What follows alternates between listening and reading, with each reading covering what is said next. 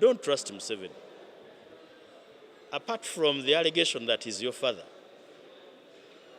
you don't know Museveni. He has promised many other people that chair before. He can turn around, and when he turns around, my friend, you may face it rough. Because the state is a monster. It feeds on its own virtues. Your own father can feed on you. So, General Muhoozi, be careful with the promises and those secret discussions you have with Museveni. He's not reliable. He has lied to many others before. He can lie to you, and he can be a danger to you. Thank you. Who succeeds who? This is not a monarchy. So we should not be talking about succession. I think what misled Bwana Museveni to think that succession is real is when people said, no, you should leave and you hand over to a successor. You see, they meant successor in title. They did not mean customary heir. And now Museveni understood successor in title to mean a customary heir. And that's why he's understood it in terms of his son. And now you can see his son running around, bila mpango.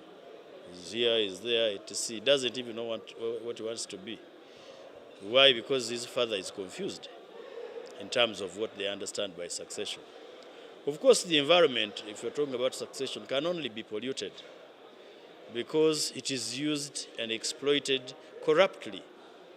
Corruptly because who else do you think can be allowed to move around and think in terms of, running for presidency today?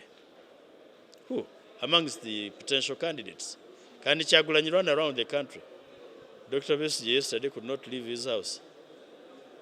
If I hint on it that I want to be president 2026, you will see the environment can only be chaotic. Why? Because Museveni thinks he has a personal army to secure a personal property in terms of Uganda. He's talking about my army, my oil, my money, etc. That's what has polluted and corrupted his mind.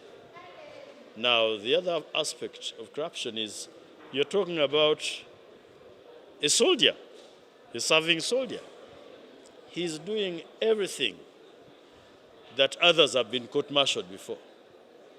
The reckless streets, the openly partisan and politically partisan statements he's making, abusive and criminal.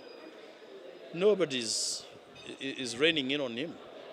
Why? Because everybody's scared. Can you tell General Mbadi to rein in on Muhoozi Keinerugaba, on General Muhoozi? No. He cannot. Can you take Muhoozi before Guti? Can you? You cannot. Because the first thing Guti might do is to get up and salute him. We were in the court-martial in Gulu, 4th Division, when we complained about Honorable Kyagulanyi's torture.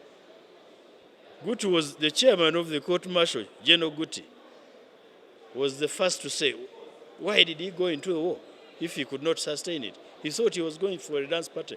In other words, he had already convicted him. So you get such a person and you court-martial Muhoozi before him. So succession, forget, it's basically about corruption. Have you ever even asked where this General Muhoozi gets the money from for running around the country, bila mpango, aimlessly? He's running around with a lot of money in the pocket that he spreads to the Balebes. He's a soldier, a serving soldier. Actually, since he left school, he has never held any other job apart from being a soldier. Do you ask yourself where he gets that kind of money from, that he squanders around? And can anyone ask? Can you ask? At one point, I asked one of the defense ministers and said, no, you man, what are you doing about your soldier who is running around with a lot of money? Are you not interested? Why don't you pick interest in where he's getting lots of money? It could even be a source of insecurity. That a soldier at Muhoozi's level or rank has that kind of money and it does not worry security. He should be a security target now. He should be investigated by security to know for the safety of this country and even for the safety of of his father. And nobody is bothered. Why? He's the man's son. So until the man indicates that he's not happy with him, he's going to continue running around like that. Finally, what I can say is to warn my brother, General Muhoozi. The presidential bid in terms of democratic processes, Muhoozi is a very big joker. Very big joker. Nobody can vote him. Okay, some few of those ones he's parading around can vote for him for his money. But in terms of becoming president, the ambition, the abuse and misuse of the army and other institutions is somebody to watch. Because he's inheriting an army that has been abused before by his father. On his own, he can't do anything. In fact, I would not have any problem with Muhoozi running for the presidency on two conditions. One, that he quits the army and answers for the crimes of engaging himself in politics when he's a soldier. And the second condition is not abusing institutions and our funds. Otherwise, he would be very good matoke for us.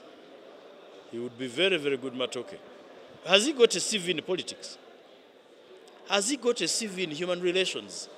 No. So he would not be a problem. Save for the rigging, abuse of the army and other institutions, Muhoozi is a very simple character we can deal with very easily. In terms of democratic processes, he has no CV. He would be very easy to defeat.